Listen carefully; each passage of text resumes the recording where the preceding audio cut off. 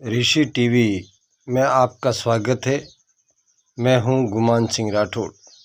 आज हम वैदिक चमत्कारी मंत्रों की बात करेंगे कि वेद में लिखा हुआ हर वाक्य एक मंत्र है।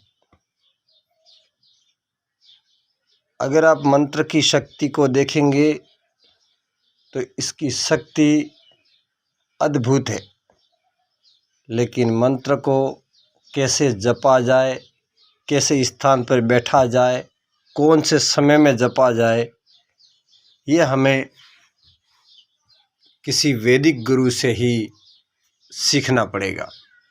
हम मनमाने ढंग से कोई भी मंत्र लेकर के बैठ जाते हैं तो वो हमें फ़ायदा नहीं करता है।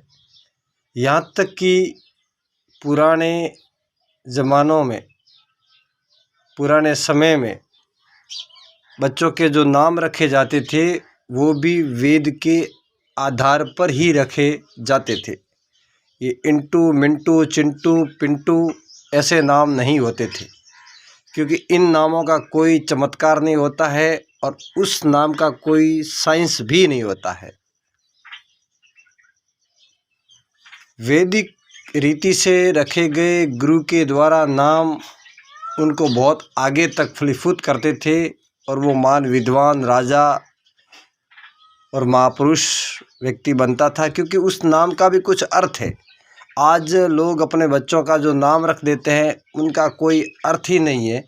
कोई बॉलीवुड की, हॉलीवुड की फिल्म देख करके टार्जन रख देता है, कुछ भी रख देता है मनमाने ढंग से, तो पतन तो उसी दिन से शुरू हो गया।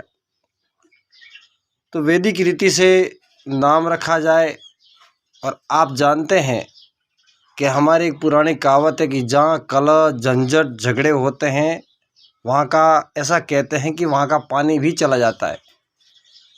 उनके कहने का भाव ये था कि जहाँ झगड़े होते हैं, जहाँ कलह होती है, वहाँ पानी के अंदर भी वो आप जो बोलते हैं उसका प्रभाव पानी में होता है। और कोई भी व्यक्ति दूसरा आकर के वो पानी को पिएगा तो उसका भी, वो भी एक उदास हो जाएगा, वो भी झगड़ालू हो जाएगा।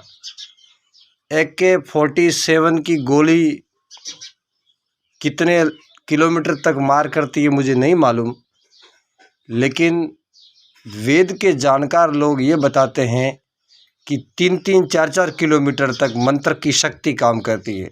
आपने देखा होगा कई ऐसे महापुरुष हैं जिनकी ऑरा इतनी तकड़ी होती है कि आप जैसे ही उनके ऑरा में पहुंचते हैं, 2-3 किलोमीटर दूर रहते हैं, तब आप शांत होने लग जाते हैं। और कभी आपने ये देखा होगा जिस व्यक्ति को आप जानते नहीं हैं और वो आपके पास आकर के बैठता है तो आप वहाँ से हटना चाहते हैं। ऐसा होता है कि नहीं? वो इसलिए होता है क्योंकि वो नकारात्मकताओं से भरा हुआ है, उसमें पॉजिटिव ऊर्जा नहीं है। इसलिए ये वैदिक मंत्रों का इतना महत्व है। जैसे ये गायत्री मंत्र है, ये सारे वैदिक मंत्र हैं। ये ऋषियों ने स्वयं ऋषि स्वयं इस मंत्रों के दृष्टा थे। तो मंत्रों का तो बहुत सारा प्रभाव है और हम मनचाही चीज़ें हासिल कर सकते हैं। भौतिक वस्तुएं ईश्वर को भी प्राप्त कर सकते हैं, क्योंकि मंत्र सिद्ध होने से देवता हमारी मदद करते हैं और हमें एक सहायता मिलती है, ये आप सब जानते हैं।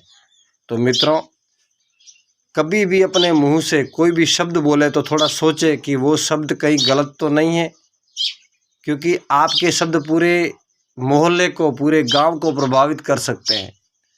इसलिए शब्दों के ऊपर ध्यान दीजिए। कोई भी अपशब्द किसी के बारे में बुरा नहीं सोचना है।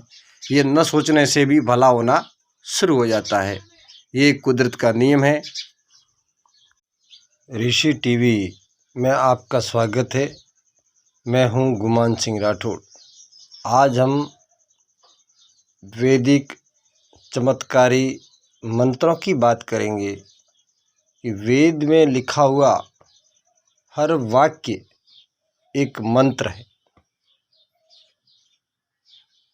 अगर आप मंत्र की शक्ति को देखेंगे तो इसकी शक्ति अद्भुत है, लेकिन मंत्र को कैसे जपा जाए, कैसे स्थान पर बैठा जाए, कौन से समय में जपा जाए, ये हमें किसी वैदिक गुरु से ही सीखना पड़ेगा। हम मनमाने ढंग से कोई भी मंत्र लेकर के बैठ जाते हैं तो वो हमें फ़ायदा नहीं करता है।